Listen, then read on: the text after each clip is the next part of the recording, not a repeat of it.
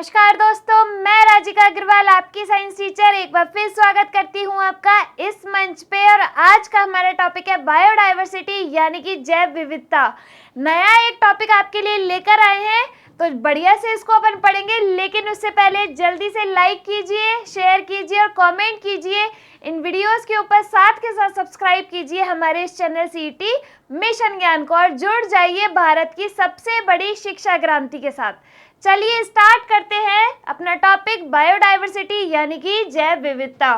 सबसे पहले आपको पता होना चाहिए कि बायोडायवर्सिटी कहते किसे हैं। जैव विविधता जैसे कि नाम से डिफाइन हो रहा है कि जीवों में पाई जाने वाली विभिन्नताएं, उसको अपन कहते हैं जैव विविधता।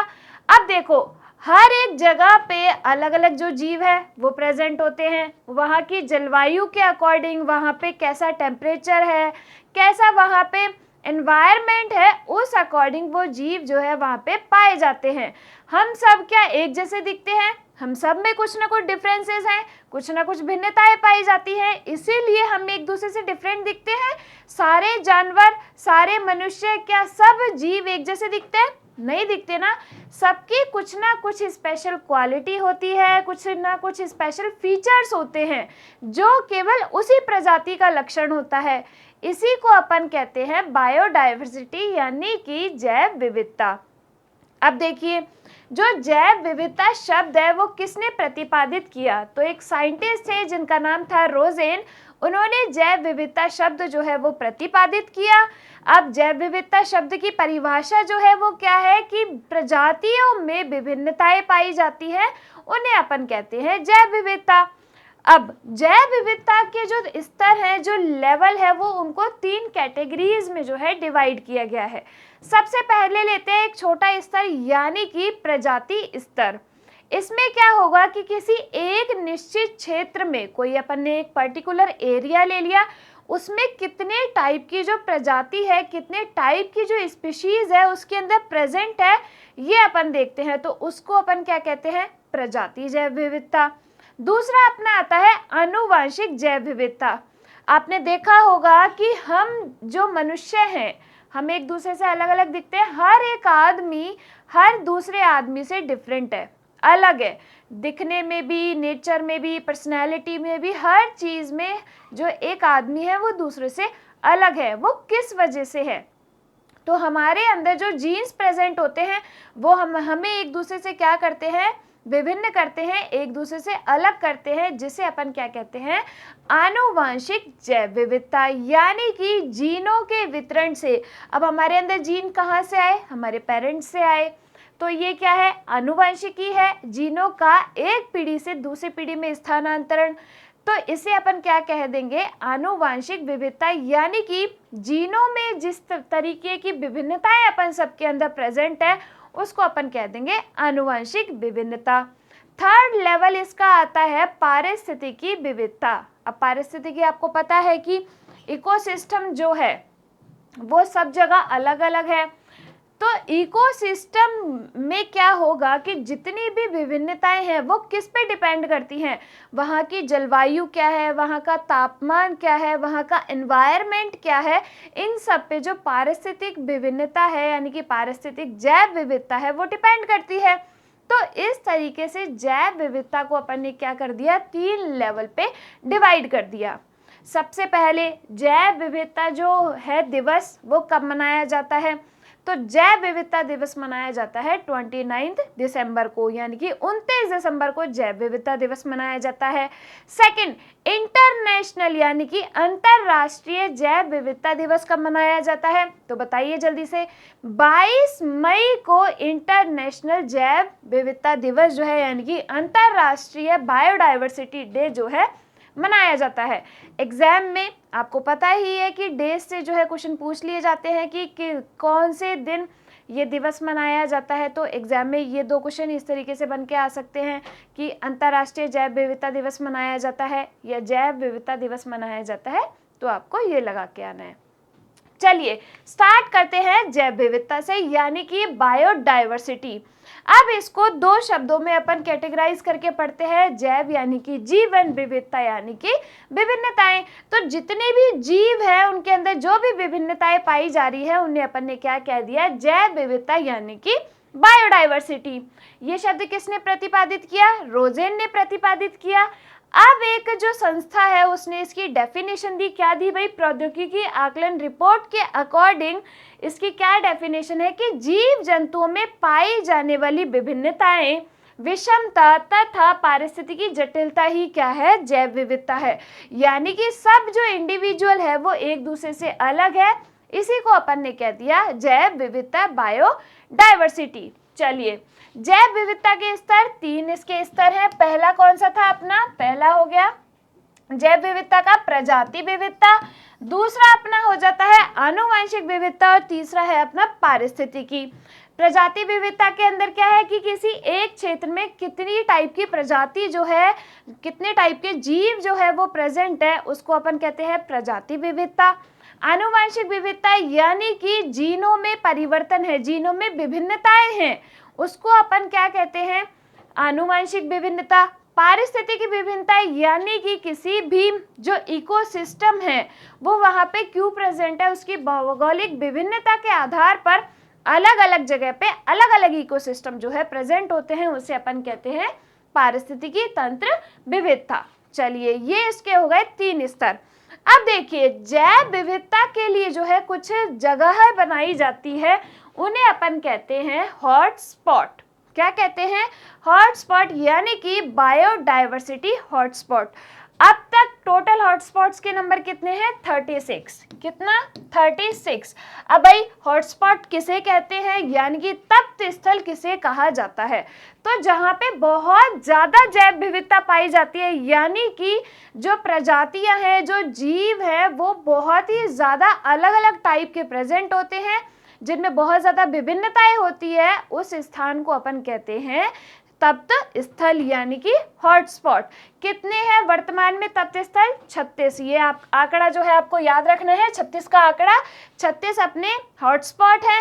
और इंडिया के अंदर 4 हॉटस्पॉट प्रेजेंट है अपने, यानी कि 4 जगह जो है क्या है, हॉटस्पॉट घोषित की गई है अपनी। कौन कौन सी है, पूर्वी हिमालय हो गया, दूसरा हो गया पश्चिमी घाट, तीसरा हो गया अपना इंडो बर्मा, चौथा हो गया सुंडालैंड यानी कि सुंदरवन।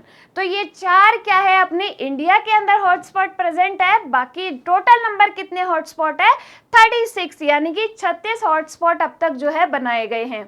हॉटस्पॉट की सबसे पहले खोज किसने की, 1988 में। आपको कौन से साइंटिस्ट याद रखने हैं, नॉर्मन मेयर्स। क्या, नॉर्मन मेयर्स ने जो है देखा कि भाई यहाँ पे बहुत सारी जैव विविधता जो है वो पाई जा रही है, तो इसने इस चीज के लिए इनिशिएट किया कि भाई इनके लिए कुछ जगहें बनाई जाए। तो 1999 में कितने 25 क्षेत्रों को जो है क्या है, जैव विविधता हॉटस्पॉट जो है बायोडाइवर्सिटी हॉटस्पॉट घोषित किया गया। कब, 1999 में। आपको ये ईयर्स भी याद रखने हैं, जो सन यहाँ पे लिखे गए हैं सारे इंपॉर्टेंट है एग्जाम के पॉइंट ऑफ व्यू से, क्योंकि पहले एग्जाम्स में ये क्वेश्चंस आ चुके हैं। तो ईयर्स आपको याद रखने हैं कि भाई जो अपना नेशनल जो वाटर एनिमल है उसको किस ईयर में घोषित किया गया, ये एक एग्जाम में क्वेश्चन था राजस्थान पुलिस के में। तो आपको ईयर्स जो है वो भी याद करते हुए चलने हैं यहाँ पे। देखिए, नॉर्मन मेयर्स ने इसका जो कॉन्सेप्ट है वो दिया कि भाई ऐसी जगहों को अपन हॉटस्पॉट बना सकते हैं। तो 1999 तक 25 हॉटस्पॉट जो है वो बनाए गए। वर्तमान में कितने हैं अपने, 36 हॉटस्पॉट है। अब किसी भी जगह को हॉटस्पॉट बनाने के लिए कुछ कंडीशंस होंगी, कोई क्राइटेरिया डिसाइडेड होगा। क्या हम किसी भी जगह को उठा के बायोडाइवर्सिटी हॉटस्पॉट बना सकते हैं क्या, भाई तप्त स्थल किसी को भी घोषित कर सकते हैं कि यहाँ पे 4 तरीके की कीट प्रेजेंट है, लो इसको हॉटस्पॉट बना दिया, कर सकते हैं ऐसे, नहीं कर सकते ना। तो हॉटस्पॉट बनाने की 2 शर्तें होती हैं कि भाई वहाँ पे जो एंडेमिक स्पीशीज प्रेजेंट है वो पृथ्वी पे जितनी एंडेमिक स्पीशीज प्रेजेंट है उनका 0.5% जो है वो वहाँ पे प्रेजेंट हो। साथ के साथ वहाँ पे ह्यूमन एक्टिविटीज़ नहीं हो, यानी कि 70% जो क्षेत्र है वो उजड़ चुका हो, उसको अपन क्या कौन सी जगह घोषित करेंगे? हॉटस्पॉट यानी कि तप्त स्थल। देखिए इधर पृथ्वी के कितने क्षेत्र में 2.3% एरिया में जो है हॉटस्पॉट अपने रिजर्व है। 42% इसमें क्या है? रीढ़दार जीवों की प्रजाति है, 55% में मछलियां हैं और 50% में वनस्पति की प्रजाति जो है इनको कंक्लूड किया गया है इसके अंदर। चलिए अब इसकी शर्तें क्या क्या है? तो देखो उस क्षेत्र में विश्व की कुल एंडेमिक प्रजातियों की 0.5% से अधिक प्रजातियां जो है वो वहां पे उपस्थित होनी चाहिए। साथ के साथ वहां पे 70% जो एरिया है वो उजड़ चुका हो, यानी कि वहां पे ह्यूमन एक्टिविटीज जो है मानव के द्वारा किए जाने वाले क्रियाकलाप जो है वो नहीं हो, तो उस स्थान को अपन क्या घोषित कर सकते हैं? हॉटस्पॉट घोषित कर सकते हैं, यानी कि तप्त स्थल घोषित कर सकते हैं। तो याद रहेंगे इसमें हॉटस्पॉट के अंदर क्या क्या चीजें अपन को याद रखनी है। वर्तमान में कितने हॉटस्पॉट है? 36। और नॉर्मन जो थे उन्होंने इस कॉन्सेप्ट को दिया, कब दिया? 1988 में दिया। तो ये चीजें आपको याद करते हुए चलनी है इसके अंदर। चलिए अपन देखते हैं कि भाई कुछ जो बायोडाइवर्सिटी हॉटस्पॉट है उनके नाम यहाँ पे दिए गए हैं 36 में से, और जिसमें से 4 क्या है? अपने इंडिया के हॉटस्पॉट हैं, यानी कि भारत में 4 हॉटस्पॉट बनाए गए हैं। अब देखो वर्ल्ड के अंदर जो है उनमें से कुछ प्रमुख यहाँ पे नाम दिए गए हैं, जैसे अटलांटिका वन, पूर्वी मलेशियाई द्वीप समूह, दक्षिण पश्चिम चीन के पर्वत, मेडागास्कर के द्वीप समूह, मध्य अमेरिका, कोलंबिया चोको, मध्य चिली, पूर्वी हिमालय, ये है इंडिया के अंदर प्रेजेंट। पश्चिमी घाट भी अपने इंडिया में प्रेजेंट है, यानी कि इंडिया का हॉटस्पॉट है। और ये जो अपना इंडो बर्मा है ये भी इंडिया में है, और इसके साथ साथ अभी 2003 के अंदर बनाया गया है। चलिए आगे भारत के जैव विविधता तप्त स्थल देखिए 4: पूर्वी हिमालय, पश्चिमी घाट, इंडो बर्मा और सुंडालैंड। ये आपको याद रखने हैं। यहाँ पे कौन कौन सी प्रजाति प्रेजेंट है ये आपको याद रखनी है, क्योंकि एग्जाम में इस तरीके के क्वेश्चन आपके बन के आते हैं। चलिए सबसे पहले अपन लेते हैं पूर्वी हिमालय। भाई ये किस किस एरिया को जो है कवर करता है? तो देखो इधर इसके अंतर्गत पूर्वी हिमालय का असम, अरुणाचल प्रदेश, सिक्किम और पश्चिम बंगाल राज्यों का क्षेत्र आता है। कौन कौन से राज्यों का क्षेत्र आएगा? असम का आएगा, अरुणाचल प्रदेश का आएगा, सिक्किम का आएगा और किसका आएगा? बंगाल का, पश्चिमी बंगाल का जो है क्षेत्र इसके अंदर आता है। कितने एरिया में फैला हुआ है? तो 7,50,000 वर्ग किलोमीटर के अंदर ये अपना हॉटस्पॉट जो है फैला हुआ है। वनस्पति की 10,000 प्रजातियां हैं, 3,160 प्रजातियां जो है वहां पे एंडेमिक है, 300 प्रजातियां जो है स्तनधारी जीवों की है। ये क्वेश्चन अभी तक आया नहीं है ऐसे कि जो ये डाटा है कि भाई कितनी जातियां वहां पे प्रेजेंट है, तो ये थोड़ा कम इम्पोर्टेंट है। आपको ये याद रखने की भाई किस किस जगह को ये कवर करता है और कौन कौन सी प्रजाति जो है उस एरिया में यानी कि उस हॉटस्पॉट के अंदर अपनी आती है। तो देखो पूर्वी हिमालय के अंदर अपनी कौन कौन सी प्रजाति आती है? हिमालयी तहर, सुनहरा लंगूर, हुलोक, गिब्बन, पिग्मी हॉग, उड़न गिलहरी, हिम तेंदुआ, ताकिन, गंगेय डॉल्फिन। ये जो गंगेटिक डॉल्फिन है ये क्या है? अपना गैंगेटिक डॉल्फिन है अपना नेशनल वाटर एनिमल। इसको कब नेशनल वाटर एनिमल यानी कि राष्ट्रीय जलीय जीव घोषित किया गया गांगे डॉल्फिन को, यानी कि गैंगेटिक डॉल्फिन को कब जो अपना राष्ट्रीय जलीय जीव घोषित किया? तो 2009 के अंदर। ये राजस्थान पुलिस के अंदर पूछा गया क्वेश्चन है कि कब इसको अपना राष्ट्रीय जलीय जीव घोषित किया गया डॉल्फिन को। तो देख लीजिए 2009 के अंदर इसको घोषित किया गया, ये आपको याद रखना है। ये क्या है? ये प्रजाति है जो पूर्वी हिमालय में पाई जाती है। सेकंड अपना आता है पश्चिमी घाट। पश्चिमी घाट देखिए कितने क्षेत्र में फैला हुआ है? वो था अपना 7,50,000 वर्ग किलोमीटर के अंदर फैला हुआ। ये है अपना 1,60,000 वर्ग किलोमीटर के अंदर अपना पश्चिमी घाट जो है वो फैला हुआ है। देखिए इसमें कौन सा राज्य सम्मिलित है? केरल राज्य। उसके अंदर कौन कौन सा था? अरुणाचल प्रदेश था, आसाम था, पश्चिमी बंगाल था और साथ के साथ सिक्किम था। चलिए इसमें केरल राज्य सम्मिलित है। वनस्पति की 5916 प्रजातियां जो है यहाँ पे मिलती है। जैव विविधता का, ये भी एक एग्जाम में पूछा गया क्वेश्चन है कि जैव विविधता का संवेदनशील स्थान जो है कौन सा है। तो चारों हॉटस्पॉट के नाम दे दिए गए थे उसमें कि भाई इंडिया के चारों हॉटस्पॉट ये है, इनमें से जैव विविधता का संवेदनशील स्थान कौन सा है? तो कौन सा आएगा अपना? पश्चिमी घाट। क्या आएगा? पश्चिमी घाट हॉटस्पॉट क्या है? संवेदनशील स्थान है। चलिए इसके मुख्य जीव कौन कौन से हैं? मालाबार गंधविलाप, एशियाई हाथी, मालाबार ग्रे हॉर्नबिल, नीलगिरी तहर और मैकाक बंदर जो है यहाँ की प्रमुख प्रजातियां हैं जो यहाँ पे पाई जाती हैं। आ गया समझ में भाई? अब थर्ड अपना आता है इंडो वर्मा। क्या? इंडो वर्मा उष्ण कटिबंधीय पूर्वी एशिया में चीन, Bharat, Myanmar, Vietnam, Thailand, Cambodia, Malaysia के कितने क्षेत्र में? 23,73,000 वर्ग किलोमीटर के अंदर ये जो है अपना इंडो वर्मा ये फैला हुआ है। ठीक है, कितने क्षेत्र में? 23,73,000 वर्ग किलोमीटर क्षेत्र के अंदर इंडो वर्मा जो है वो अपना फैला हुआ है। तो ये है अपना इंडो वर्मा जैव विविधता हॉटस्पॉट। फोर्थ अपना आता है सुंदरवन हॉटस्पॉट। इस दक्षिण पूर्व एशिया में स्थित है। वह इसमें थाईलैंड, सिंगापुर, इंडोनेशिया, ब्रुनेई व मलेशिया सम्मिलित है। फोर्थ अपना आता है सुंदरलैंड या फिर सुंडालैंड जो इसको कहा जाता है। ये कहाँ पे स्थित है? तो देखिए इसमें दक्षिण पूर्व एशिया में स्थित है, जिसमें थाईलैंड, सिंगापुर, इंडोनेशिया, ब्रुनेई व मलेशिया सम्मिलित है।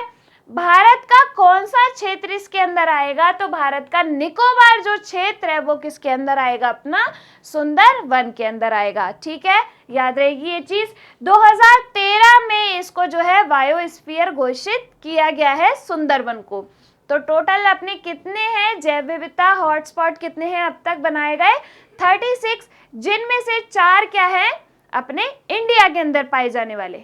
चलिए अब भाई बायोडाइवर्सिटी पाई जा रही है, लेकिन इसके क्या महत्व है? क्यों इतने टाइप की जो प्रजाति जो प्रेजेंट है वो अपने लिए महत्वपूर्ण है? भाई कुछ ना कुछ इसकी इंपॉर्टेंस होगी, तभी तो इतनी ज्यादा जो प्रजातियां है वो प्रेजेंट है। अगर मान लो किसी से अपन को कोई बेनिफिट हो ही नहीं रहा है, किसी की कोई इंपॉर्टेंस ही नहीं है, तो अपन उसको लाइफ से निकाल देते हैं। तो कुछ ना कुछ जैव विविधता की बायोडाइवर्सिटी की महत्व होंगे, कुछ ना कुछ इंपॉर्टेंस होगी। तो देखो आर्थिक महत्व, जैसे कि हम सबको पता है कि जितनी ज़्यादा बायोडाइवर्सिटी होगी, अलग अलग तरीके की जो प्लांट्स है, जो एनिमल्स है वो प्रेजेंट होंगे, तो एनिमल से हमें कितनी सारी चीज़ें जो है वो मिलती है। तो कहीं ना कहीं वो हमारी इकोनॉमी के लिए इम्पोर्टेंस रखती नहीं रखती। तो अपनी जो जैव विविधता है उसका आर्थिक महत्व होता है। जैसे इसका अपन एक एग्जाम्पल लेके देख लेते हैं। कुछ जो वृक्ष है उनके बीज से क्या है, जैव डीजल जो है वो प्राप्त किया जाता है। तो भाई ये अपनी इकोनॉमी में क्या है, इंपॉर्टेंट रोल प्ले कर रही है। तो ऐसे वृक्षों को अपन क्या कहते हैं, बायोडीजल वृक्ष घोषित किया गया है, जिसके एग्जाम्पल क्या है, ज़ेट्रोपा और करंज। क्या है, ज़ेट्रोपा और करंज जो है अपने बायोडीजल वृक्ष हैं।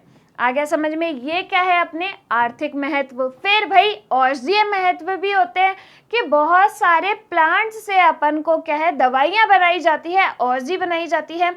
जैसे आपको बताया गया कि भाई मलेरिया के अंदर मैंने पढ़ाया था कुनैन की गोलियां, तो किस पादप से वो प्राप्त की गई, तो सिनकोना की छाल से जो है कुनैन की गोलियां बनाई जाती हैं, जो किसके काम में आती है, मलेरिया में। किसमें, मलेरिया के इलाज में जो है सिनकोना पादप की छाल से कुनैन की गोलियां बनाई जाती हैं। ल्यूकेमिया के इलाज के लिए विनक्रिस्टिस और विनब्लस्टिन जो है वो काम में लिया जाता है।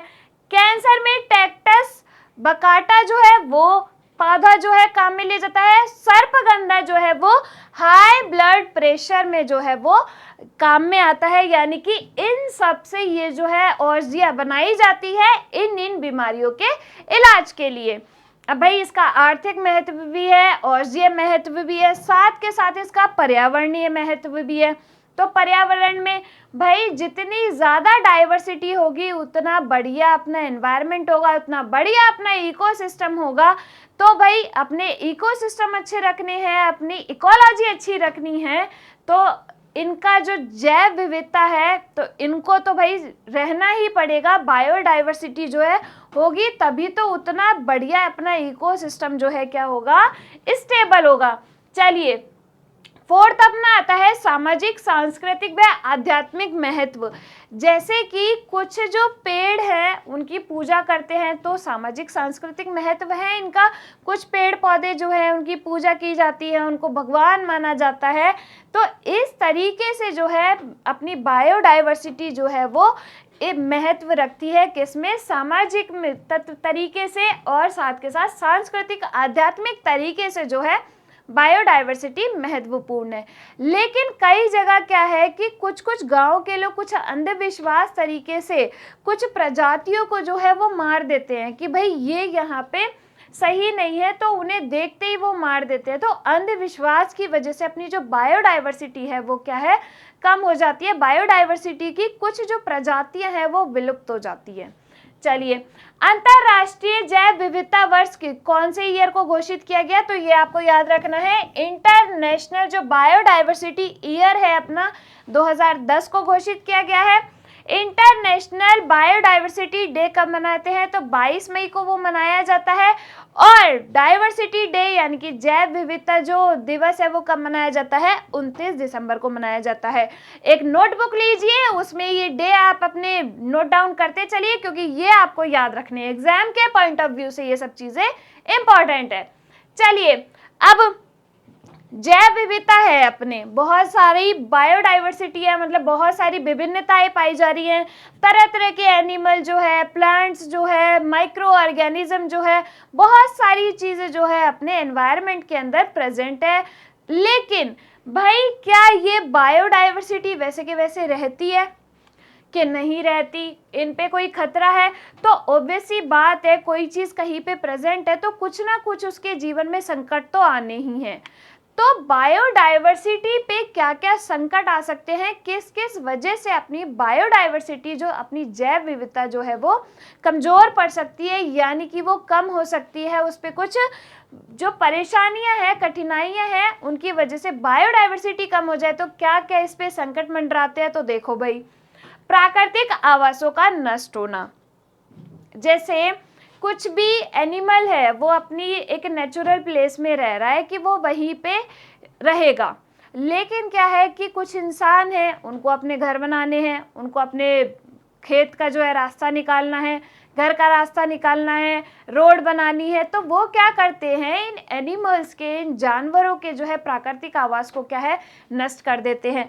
जब उनके रहने की जगह नहीं बचेगी वो कहीं और माइग्रेट कर जाएंगे, कहीं और चले जाएंगे, और वहाँ की जो जलवायु है वो उसको सूट नहीं की भाई, निकी तो निकी।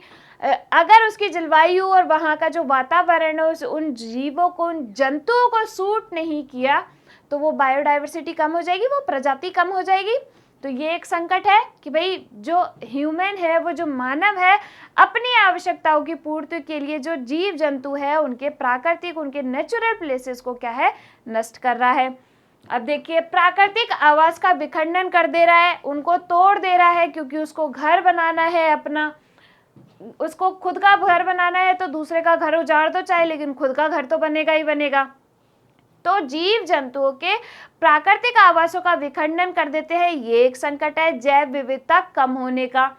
जलवायु परिवर्तन, टाइम पे जो है क्लाइमेट जो है वो चेंज होता रहता है। अब अपन को भी ऐसा होता है कि जिस क्लाइमेट में, जिस जलवायु में अपन रहते हैं वहाँ के अकॉर्डिंग अपन सूटेबल हो जाते हैं उसके अकॉर्डिंग।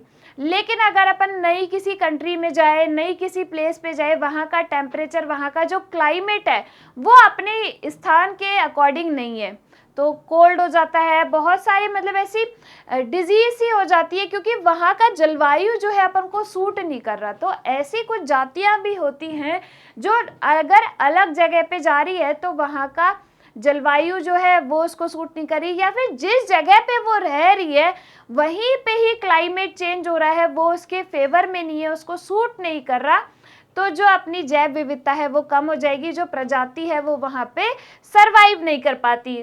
फोर्थ देखो, पर्यावरण प्रदूषण। ये इतने तरीके के ध्वनि प्रदूषण हो गया, वायु प्रदूषण हो गया, इतने तरीके का जो प्रदूषण है चलता रहता है पर्यावरण के अंदर, वो क्या करता है, ये जो ऑर्गेनिजम्स हैं, ये जो जीव हैं, जैव विविधता जो है उसके लिए एक संकट का कारण है। नेक्स्ट देखो, प्राकृतिक संसाधनों का अनियंत्रित विदोहन। जैसे लकड़ी लेनी है तो भैया दे दनादन जो पेड़ है उनको काटे जा रहे हैं और इनको बस नुकसान किए जा रहे हैं, जंगलों का, गार्डन्स का जो है नुकसान किए जा रहे हैं। तो उससे क्या है, अपनी जैव विविधता जो है कम हो जाएगी, क्योंकि भाई उनका तो रहने की जगह है ना, वो जो जानवर है उनके रहने की जगह है, उन पेड़ों पे रहने की जगह है, उनके बीच में रहने की जगह है उनके लिए तो। लेकिन मानव क्या है, अपनी आवश्यकताओं की पूर्ति के लिए उनका विदोहन किए जा रहा है, तो ये अपनी जैव बायोडाइवर्सिटी के लिए जो क्या है, खतरा है। नेक्स्ट देखो, कृषि व वानिकी में व्यावसायिक प्रवृत्ति। अब देखो, ये जो एग्रीकल्चर के अंदर नई नई टेक्नोलॉजीज जो आ रही है भाई, ज़्यादा जो अनाज उगाने की और बहुत सारी की जो टेक्नोलॉजी जो है वो आ रही है, तो उससे भी अपनी बायोडाइवर्सिटी क्या है, अफेक्ट हो रही है। विदेशी प्रजातियों का आक्रमण। इसमें क्या होता है कि विदेशों से क्या है, अपने देश में कुछ प्रजातियों को लाया गया, जैसे जलकुंभी। ये क्या करते हैं, इनके सुंदर सुंदर पुष्पों की वजह से इनको अपने देश में ले आते हैं, लेकिन बाद में पता चलता है कि ये बिल्कुल बंगाल के आतंक के नाम से जाना गया था जलकुंभी को। ये पूरे समुद्रों में फैल गया, बहुत जगह फैल गया, तो और जो वृक्ष है उनकी ग्रोथ को होने नहीं देता। तो जो अपने लिए इम्पोर्टेंट वृक्ष है, पेड़ है, जो और पादप है, उनकी ग्रोथ नहीं होगी, केवल यही सारे समुद्रों में और सब जगह फैल जाएगा।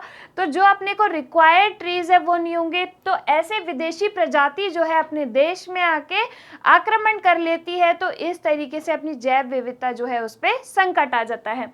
अंधविश्वास व अज्ञानता। जैसे मैंने आपको बताया कि कुछ प्रजातियों को जो गांव के लोग हैं वो सही नहीं मानते, तो उनको देखते ही उसको मार देते हैं। तो इस प्रकार का जो अंधविश्वास है ये क्या कर रहा है, प्रजातियों को नष्टता की ओर लेके जा रहा है। कुछ संकट है जो हमारी जैव विविधता के ऊपर मंडराते हैं। तो इस तरीके से ये जो बायोडाइवर्सिटी है इसका बिल्कुल छोटा छोटा सा जो इंट्रोडक्शन है, आज परिचय जो है वो कंप्लीट होता है। सबसे पहले एक बार रिवाइज कर लेते हैं कि क्या क्या हमने आज की क्लास के अंदर पढ़ा। जैव विविधता किसे कहते हैं, जो जीव जंतु है, प्राणी है, उनमें पाई जाने वाली विभिन्नताओं को ही क्या कहते हैं, जैव विविधता कहते हैं। जैव विविधता 3 स्तर है इसके। कौन से, पहला हो गया अपना प्रजाति विविधता, जिसके अंदर किसी क्षेत्र में पाई जाने वाली प्रजातियों की संख्या को सम्मिलित करते हैं। दूसरा आनुवांशिक जैव विविधता, जिसमें जीन जो है सबके अंदर अलग अलग है, उसकी जो विभिन्नताएं हैं उसको अपन कहते हैं आनुवांशिक विभिन्नता। थर्ड अपना आता है पारिस्थितिकी विभिन्नता, यानी कि किसी भी इकोसिस्टम में जो भौगोलिक विभिन्नताएं पाई जा रही है उसको अपन कहते हैं पारिस्थितिक विभिन्नता। अब जैव विविधता स्थल जो है वो किसको घोषित किया गया है, मतलब कि कुछ हॉटस्पॉट जो है वो बनाए गए हैं।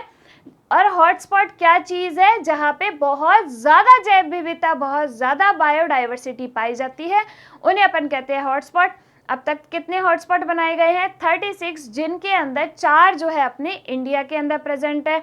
कौन कौन से, पूर्वी हिमालय, पश्चिमी घाट, तीसरा इंडो बर्मा हो गया और चौथा अपना हो गया सुंदरबन, जो कि कब घोषित किया गया, कब इसको बनाया गया, 2013 के अंदर।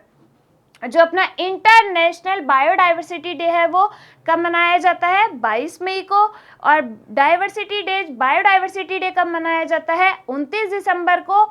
और जो अपना ईयर घोषित किया गया है इंटरनेशनल बायोडाइवर्सिटी ईयर, वो किस ईयर को घोषित किया गया है, 2010 को।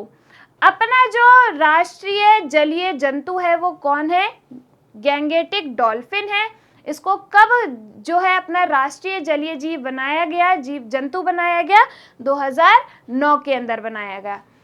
तो इस तरीके से, और जो क्या क्या संकट है हमारी बायोडाइवर्सिटी के ऊपर मंडरा रहे हैं, क्या क्या इनके महत्व है जो हम देख चुके हैं। आर्थिक महत्व हो गया, पर्यावरणीय महत्व हो गया, औषधीय महत्व हो गया, और आध्यात्मिक महत्व जो है अपनी बायोडायवर्सिटी का होता है। साथ के साथ अपनी बायोडायवर्सिटी पे क्या क्या संकट है, जितनी भी ह्यूमन एक्टिविटीज़ हो रही है वहाँ पे, वो हमारी बायोडायवर्सिटी के संकट है के ऊपर। साथ के साथ कुछ लोगों का अंधविश्वास हो गया, उनका जो नेचुरल प्लेस है उसका उजड़ जाना, ये सब अपनी बायोडायवर्सिटी को कम करते हैं। तो इस तरीके से आज बायोडायवर्सिटी का जो परिचय है वो कंप्लीट होता है। नेक्स्ट क्लास के अंदर अपन फिर मिलेंगे, तब तक के लिए धन्यवाद।